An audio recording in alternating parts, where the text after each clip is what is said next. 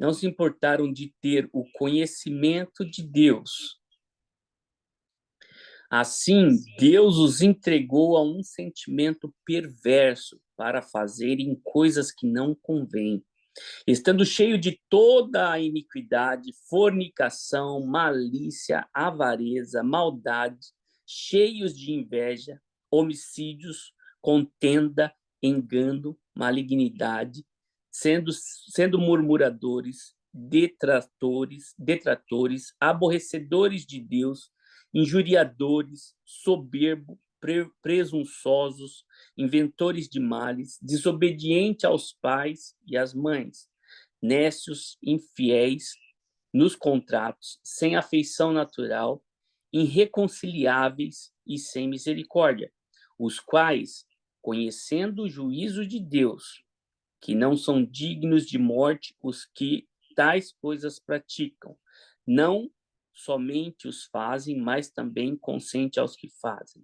Romanos 1, 28, 32. Nós vemos que a tendência do homem é pecar, pecar e pecar. O homem sem Deus, sem o Espírito Santo, ele só tende a pecar, né? Piorar cada dia mais.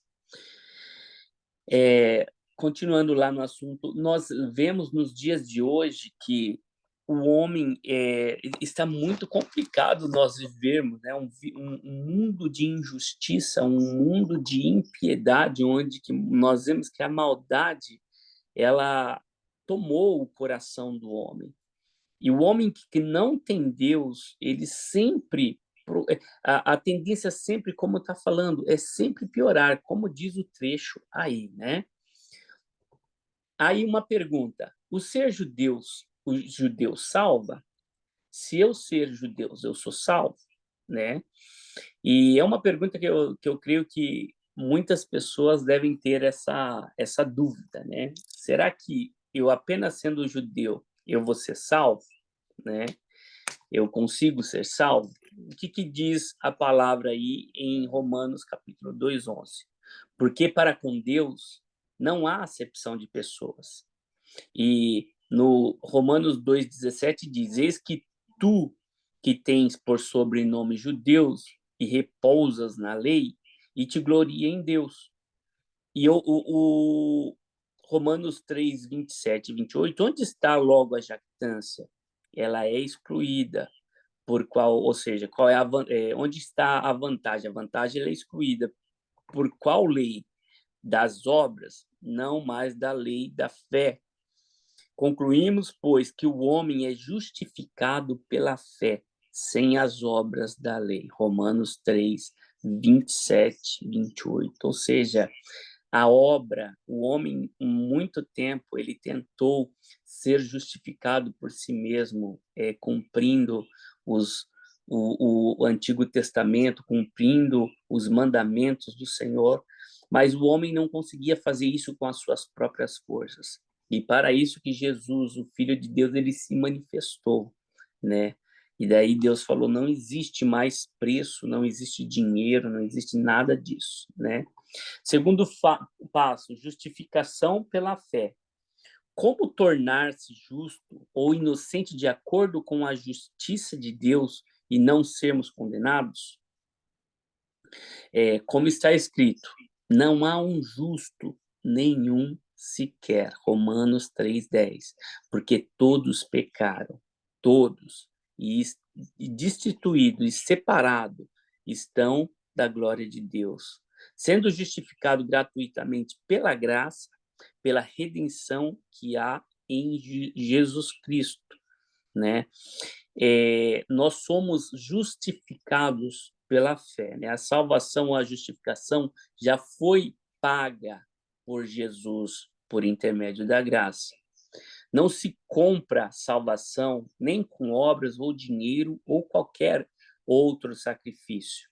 Nós não conseguimos recursos materiais, físicos ou espirituais por nossa parte sermos justificados, porque a graça de Deus foi manifesta por intermédio de Jesus, pela morte de Jesus. A única moeda que foi possível pagar pelos nossos pecados foi o sangue de Jesus. E é o que diz Paulo aí, sendo justificado gratuitamente pela sua graça. Justificado, por que justificado? Nós estávamos condenados pelo pecado. Estávamos condenados vamos falar sobre isso lá na frente, mas pelo pecado de Adão. Nós já nascemos condenados, mas a graça de Deus, ela nos justifica pela morte de Jesus. Como ir em direção ao céu e não à condenação do inferno, né? Isto é, a justiça de Deus pela fé em Jesus Cristo para todos e sobre todos os que creem, porque não há diferença, porque todos pecaram e estão separados da glória de Deus, sendo justificado gratuitamente pela sua graça, pela redenção que há em Jesus Cristo. Romanos 3, 22 e 24. Concluímos, pois, que o homem é justificado pela fé, sem as obras da lei. Romanos 3, 28. A redenção de Jesus, ela comprou a nossa libertação do inferno. A fé é a porta de entrada para estar debaixo da graça de Deus. Nós vamos entrar no assunto lá na frente, né, que fala sobre a graça, né, que é um assunto que muitas pessoas, muitos estudiosos discutem sobre esse assunto, né, mas a graça, ela já foi derramada. Todos nós temos acesso à glória de Deus, mas nós temos a opção de ou querer, ou nós entendemos e queremos acreditar nessa graça redentora, nesse amor redentor, ou não. Nós temos a opção. Deus, ele nos deixa o livre-arbítrio para crer ou não crer. E aí eu não quero crer, né? Redenção, o que é? Resgate, salvação, quitação de dívida, absolvição e pagamento, como nós já tínhamos falado, né? Com o seu sangue, Jesus comprou-nos da mão do diabo e tornou-nos livre do lago de fogo. Não com sacrifício, mas de graça. Deus somente aceitou o sangue de Jesus Cristo como pagamento de dívida. Somente o sangue de Jesus foi capaz de nos purificar, de nos dar a liberdade, nos dar, permitir que nós possamos ser salvos, né? Declaração verbal da fé, início da fé, cristão ou novo nascimento, ou Páscoa, né? Ou quem descerá ao abismo, isto é, a tornar a trazer dentre os mortos a Cristo, mas que diz: a palavra está junto de ti e a tua boca e no teu coração está a palavra da fé que pregamos, a saber, se com a tua boca você confessar ao Senhor Jesus e em teu coração crer que Deus o ressuscitou dentre os mortos, será salvo. Então nós temos que confessar verbalmente que Jesus é o Senhor. E em teu coração, em nosso coração, nós precisamos crer, né, que ele ressuscitou dentre os mortos e ele será salvo. Jesus foi o único que ressuscitou entre os mortos. Visto que com o coração se crê para a justiça e com a boca se faz confissão para a salvação. Romanos, capítulo 10, versículo do 7 ao 9. Mantenha-se debaixo da graça de Deus através da fé. Mas que tipo de fé? Como de Abraão, porque diz a Escritura: creu Abraão a Deus e isso lhe foi imputado como justiça. Precisamos estar debaixo de um guarda-chuva chamado graça. E para nós estarmos debaixo desse guarda-chuva, nós precisamos acreditar que esse guarda-chuva, que seria a graça de Deus que foi derramada gratuitamente, ela está nos blindando para que nós possamos ser salvos. Mas precisamos crer que essa graça, ela está sobre nós. Olha o que diz Romanos 4,16. Portanto, é pela fé, para que seja segundo a graça, a fim de que a promessa seja firme a toda a posteridade, não somente a que é da lei, mas também a que é da fé que teve Abraão, o qual é pai de todos nós. Romanos 4,16. E também Davi, como Davi, assim também Davi declara: bem-aventurado é o homem a quem Deus imputa a justiça sem as obras, dizendo: bem-aventurado aqueles cujas maldades são perdoadas e cujos pecados são cobertos. Romanos 4, 6 e 7. Então tem aí uma ilustração, né? Mantenha-se debaixo da graça, mantendo a crença, a fé de Abraão que obedeceu. O que Deus pedir para você, você tem que dar para o Senhor. Você precisa entregar. Ele é dono da vida, ele é dono de todas as coisas. Então, o que Deus ele pedir, nós temos que entregar. E assim como Davi acreditou também que bem-aventurado aquele cujas maldades são perdoadas, cujos pecados são cobertos. Nós precisamos acreditar, precisamos crer nessa graça. Precisamos crer que o Senhor, por intermédio de Jesus, por intermédio da sua graça, ele nos perdoou, ele nos redimiu. E por intermédio disso, por nós estarmos debaixo dessa graça, debaixo dessa cobertura, por nós acreditarmos que nós estamos protegidos, nós temos a vida eterna. Pela fé, pela fé nós entramos na graça, por intermédio da fé. Tendo sido, pois, justificados pela fé, temos paz com Deus, por nosso Senhor Jesus Cristo, pela qual também temos entrada pela fé a esta graça, no qual estamos firmes e nos gloriamos na esperança da glória de Deus.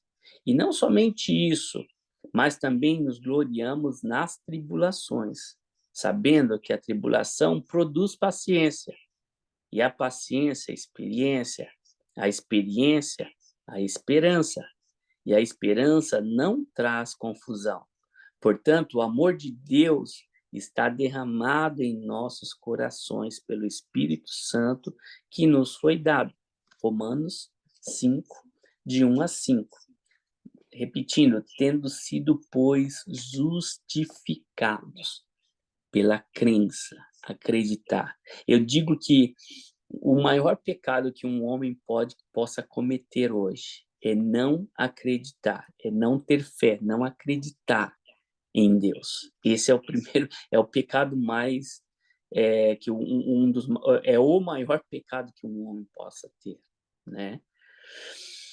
E aí nós temos aí, fé é igual manter-se debaixo da graça de Deus, é nós nos continuarmos debaixo da cobertura dos ensinos de Jesus e do Espírito Santo.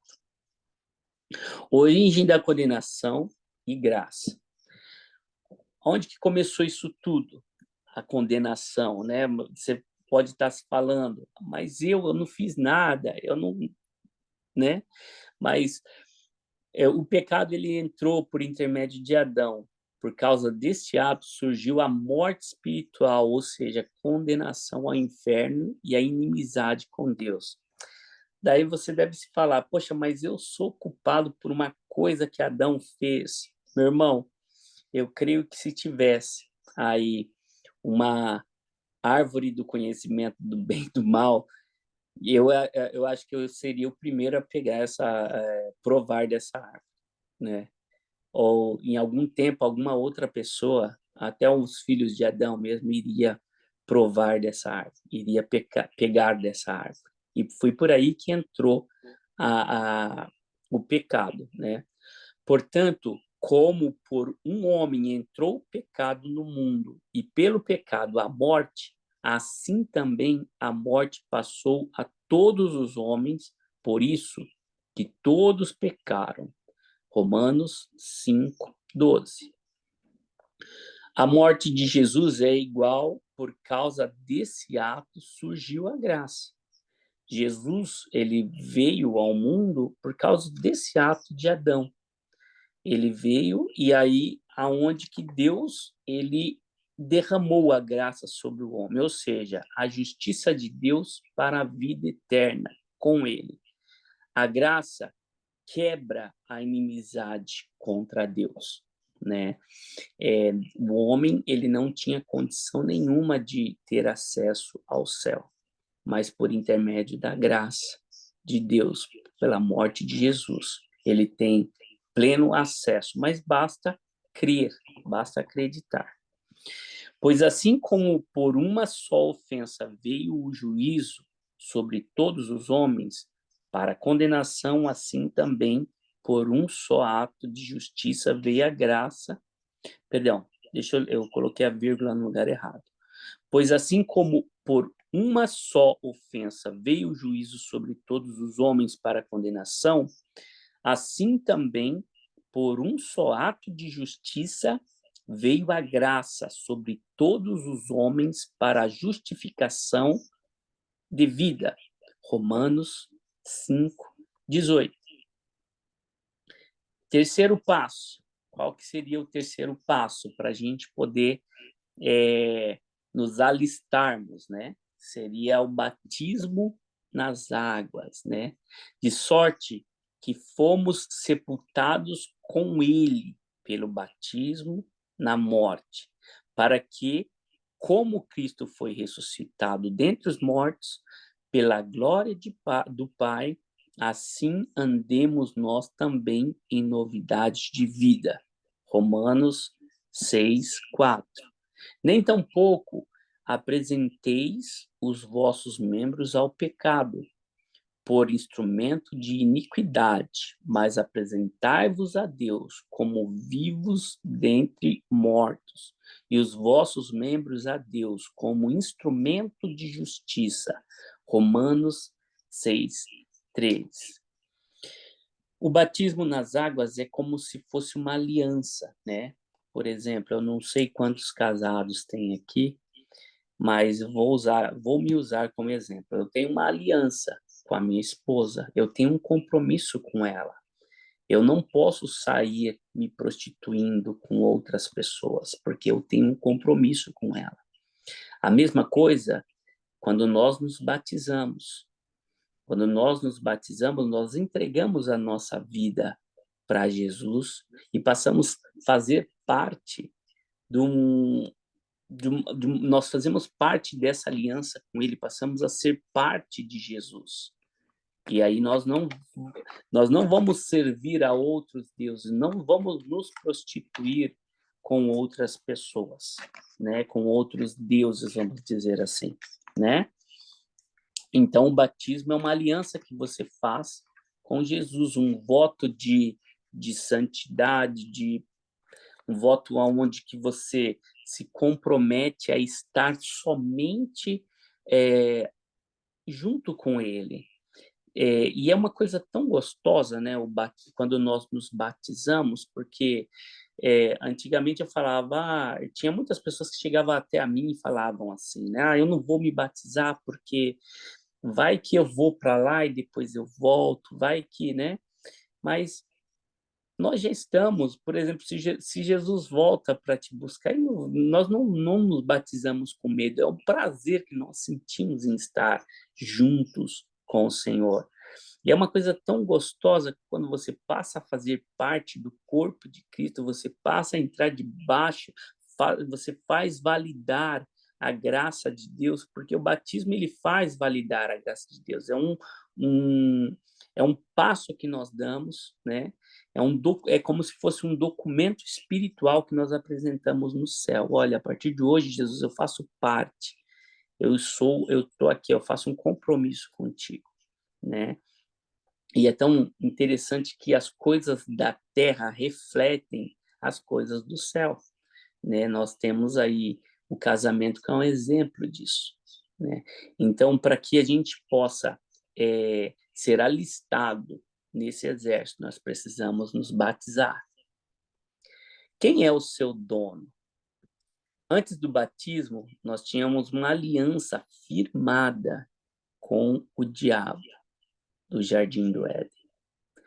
Quando nós não batizamos, nós temos uma aliança com o diabo, querendo ou não. Nós temos uma aliança. Mas depois do batismo, a aliança, a sua aliança, a minha aliança é com Jesus, que foi firmado no Calvário. Deixamos o Deus anterior, ou seja, o diabo, e reconciliamos com Deus através de Jesus. Então, quando nós fazemos uma aliança com Jesus, nós nos divorciamos do diabo. Não estou fazendo aqui apologia a divórcio, não.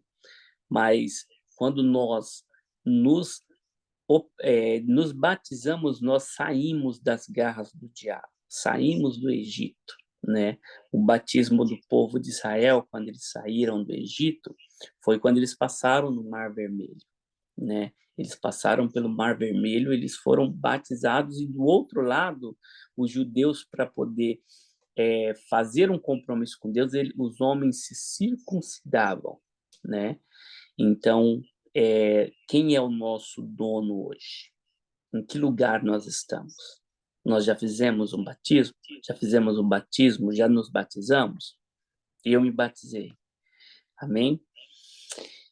Com que você está casado espiritualmente? E continua, né? Atual noivo, futuro marido, Cristo. Antigo marido, diabo. Você está divorciado do antigo marido? De sorte que, vivendo o marido, será chamada adúltera se for de outro marido. Mas morto o marido, livre está da lei. Assim não será adúltera se for de outro marido.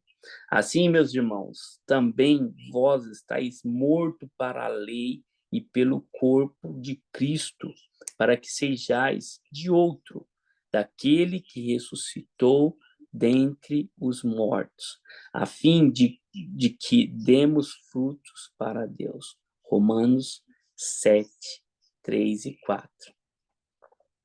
O fato de darmos ouvido ao antigo marido, podemos cair em adultério espiritual contra o atual noivo. Jesus Cristo, que firmamos em nosso noivado através do batismo das águas, né? Que é Jesus Cristo. Nós podemos entrar em adultério uma vez que nós voltamos para as coisas, né, do mundo, voltamos para os vícios anteriores, nós estamos, de uma certa forma, traindo.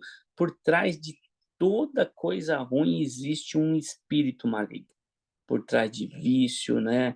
Nós vemos aí que existe vício de pornografia, vício de bebida, né? O Zé Pilintra. Existe um demônio por trás de cada coisa.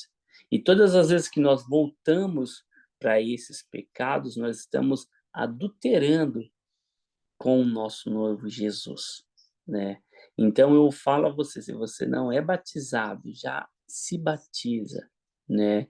E já entra debaixo da cobertura da graça do Senhor, mantenha a sua fé firmada. Isso não quer dizer que nós não podemos cair em pecado, mas nós vemos que Davi também pecou, e o pecado de Davi foi terrível, mas mesmo assim, ele voltou, ele se arrependeu, e o Senhor o perdoou, tá certo? Crise interior, né?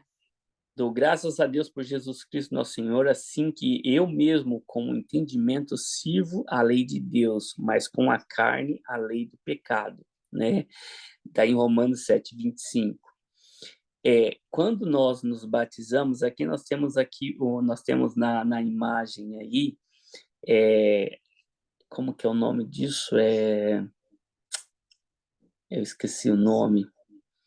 É, cabo de guerra, né? Existe um cabo de guerra. Do lado, vamos dizer aí, do lado esquerdinho ali nós temos o cara que se converteu.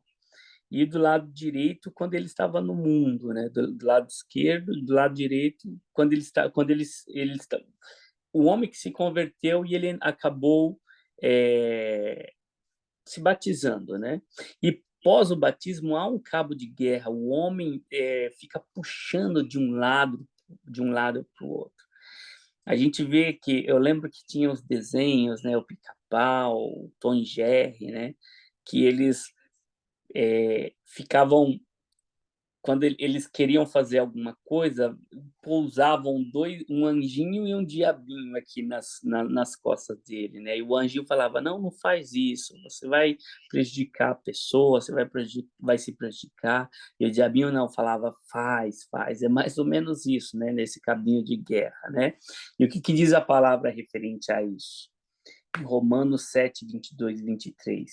Porque segundo o homem interior, tenho prazer na lei de Deus, mas vejo nos meus membros outra lei, que batalha contra a lei do meu entendimento e me prende debaixo da lei do pecado, que está nos meus membros. Romanos 7, 22 e 23.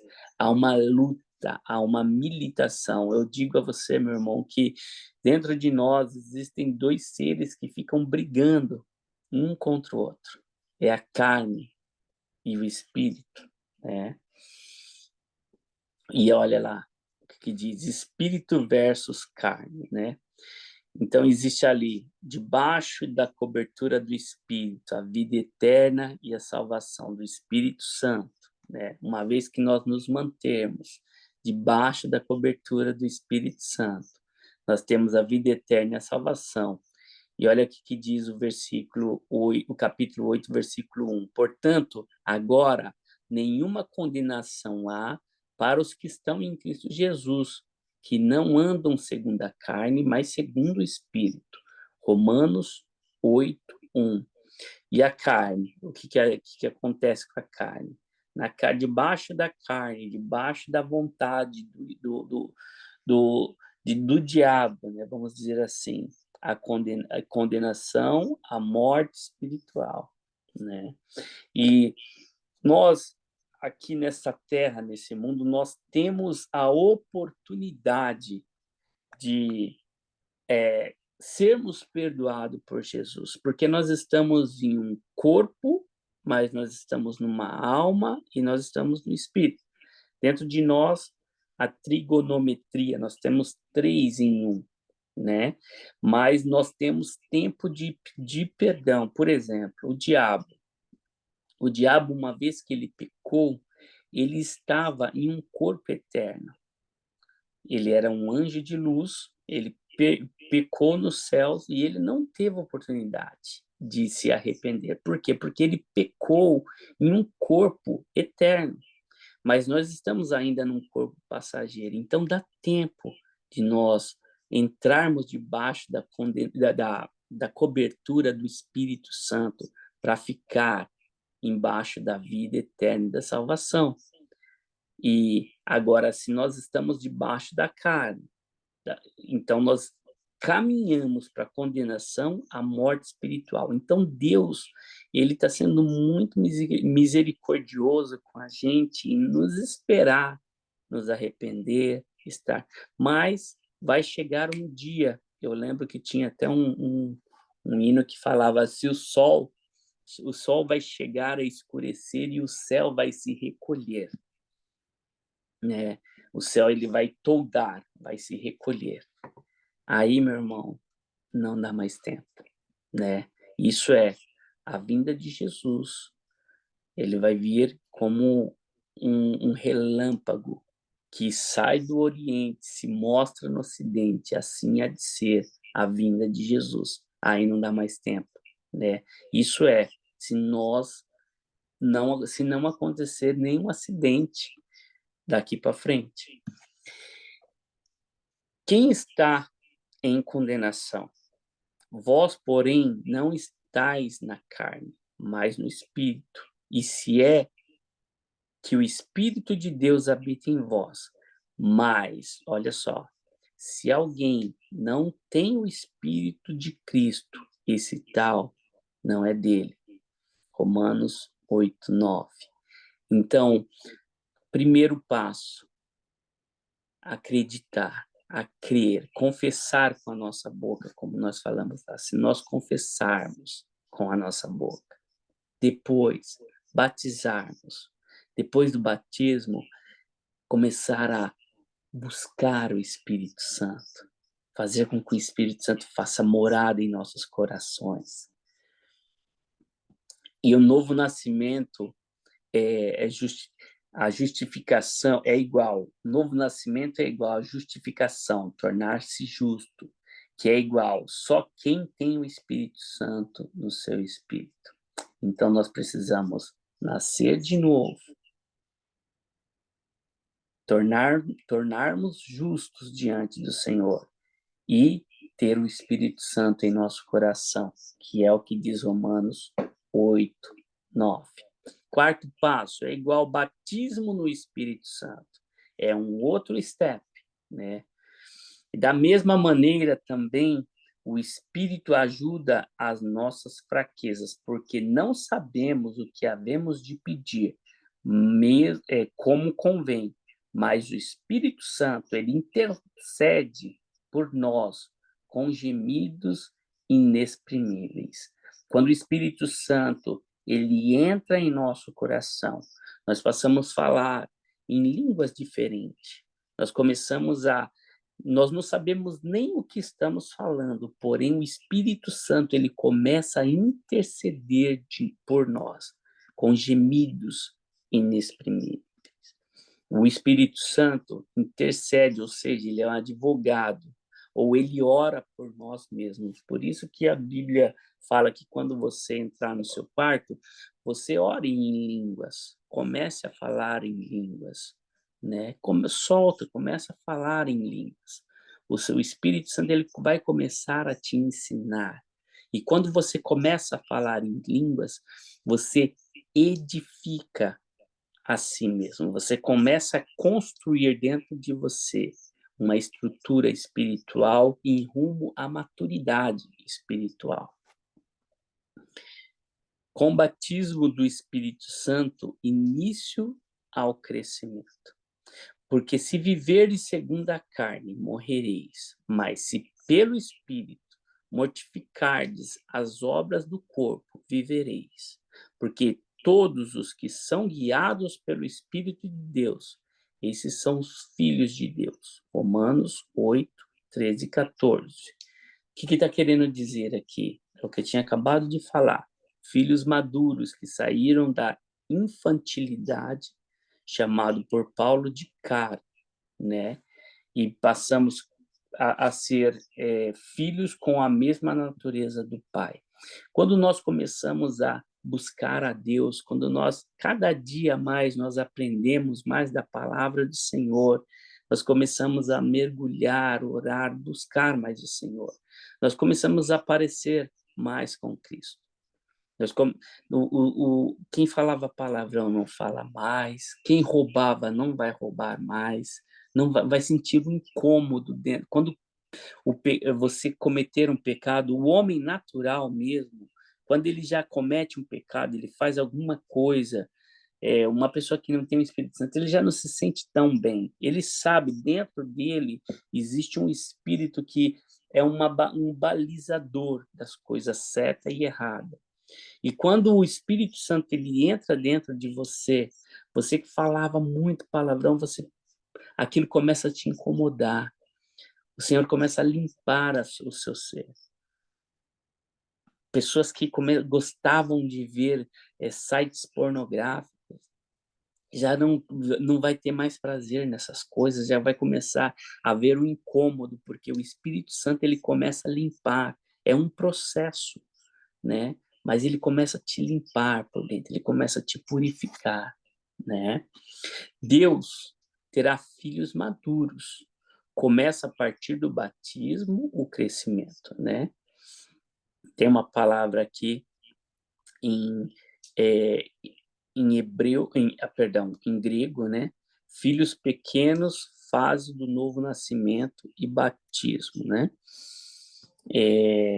E outra em grego, filhos maduros, né? Nós precisamos crescer, conhecer e prosseguir em conhecer ao Senhor, cada dia mais.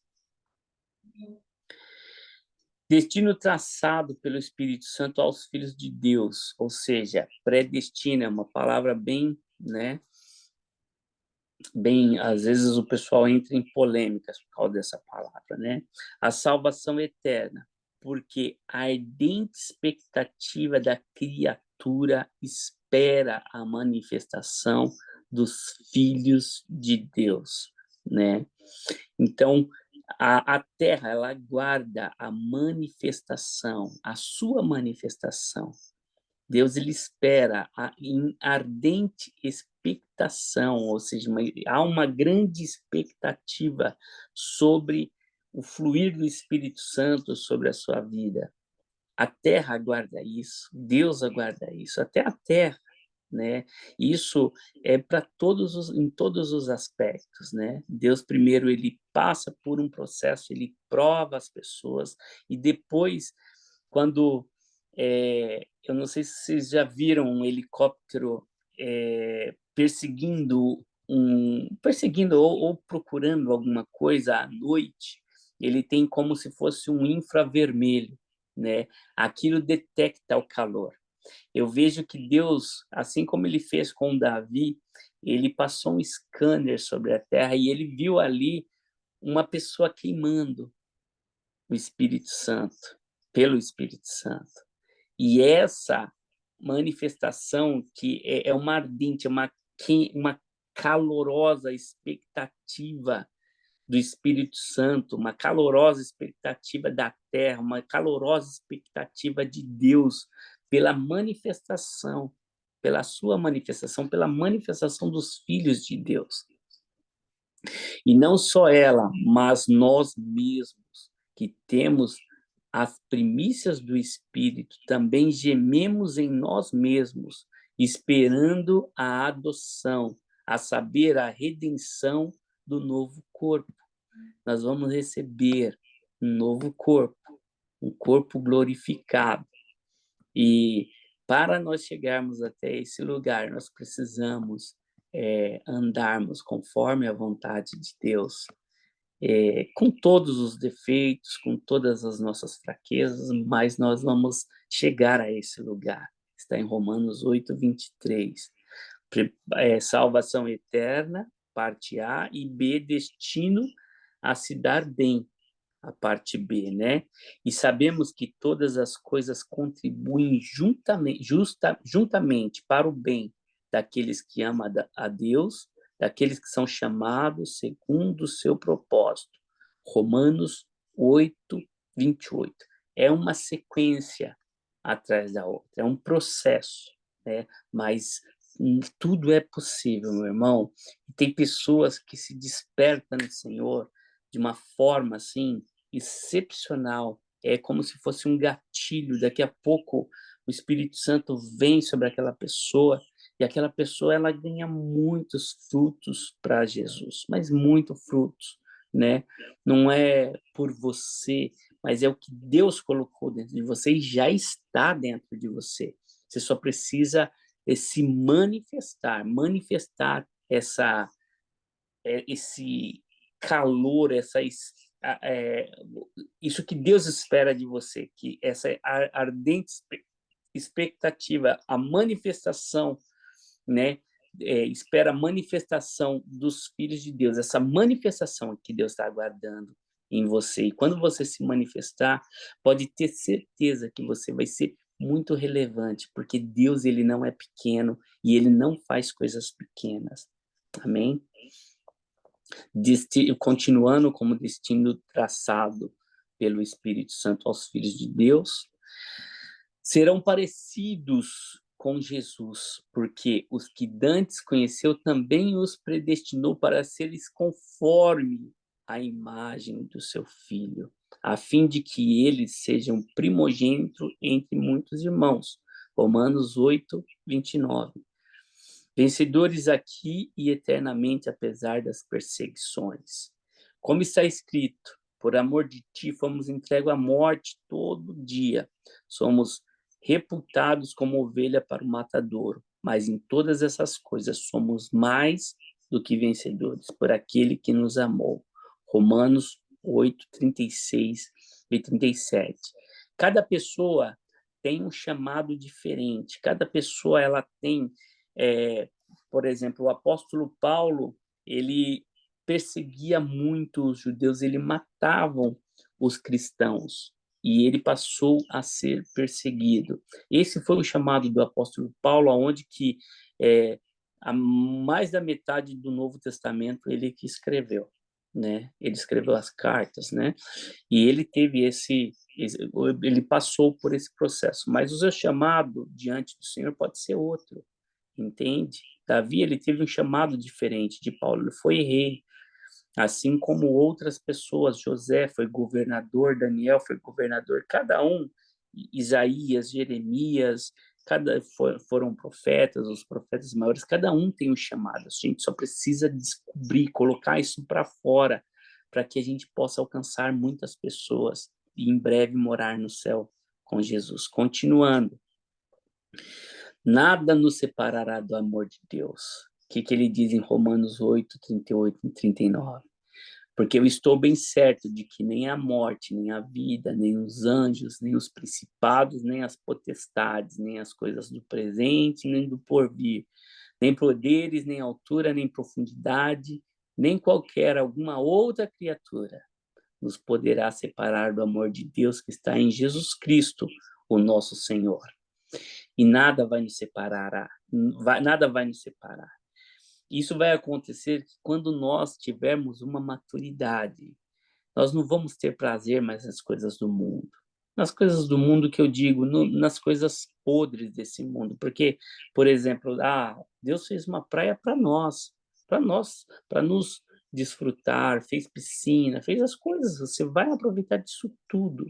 Mas as coisas nojentas, as coisas que nos afastam de Deus, que faz com que nós caímos, que faz com que nós pecamos, essas coisas sim, ela vai nos trazer uma repulsa.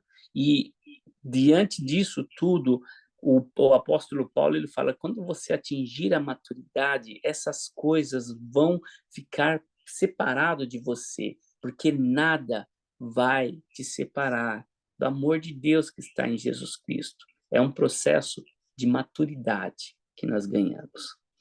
Lembrando novamente, os filhos Wios, que seriam maduros, são predestinados a todo esse futuro descrito por Paulo no capítulo 8. No próximo capítulo, veremos a continuidade da fase de crescimento dos filhos de Deus. Bom, eu acho que eu fui até um pouco rápido aqui, né, nessa parte 1 de Romanos, né? Nós estamos no capítulo 8 ainda, e nós vamos dar continuidade nesses capítulos no livro de Romanos. A próxima aula não vai ser sobre esse assunto, mas é muito interessante, né? Nós lemos Romanos. Eu só trazendo à memória quando Paulo escreveu essa carta aos Romanos, os romanos eles não sabiam, eles não tinham nenhuma maturidade, não conhecia até então, porque tudo era novo para eles. Então, ele foi com bastante cautela, foi explicando, como nós vimos aí no começo, os romanos, ele mostrou todo o plano da salvação.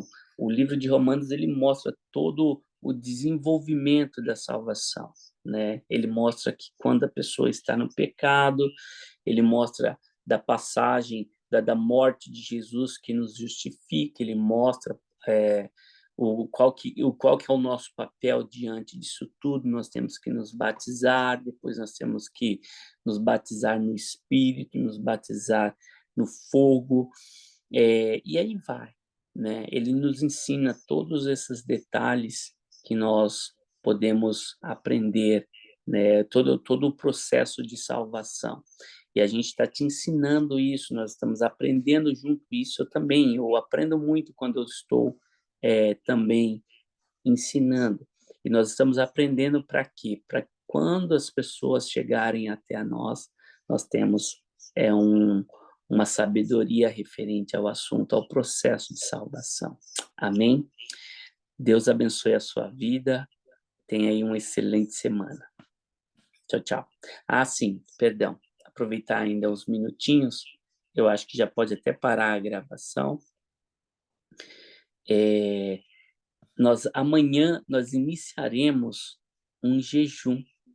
Nós iniciaremos um jejum para nós crescermos espiritualmente. Nós estamos aí na primeira aula do ano de 2024 e nós estaremos fazendo um jejum. Eu não quero forçar muito para que você seja fiel a esse jejum.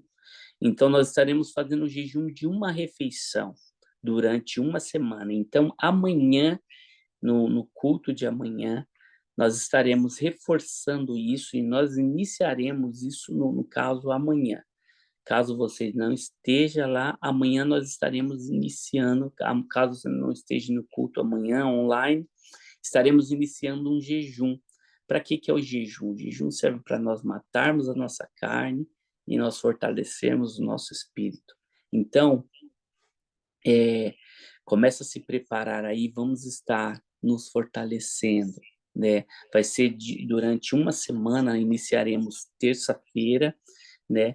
E finalizaremos na outra terça-feira, né? Uma semana, não quero forçar muito, mas eu quero que você seja fiel. Tem muitas igrejas fazendo aí de 21 dias, né?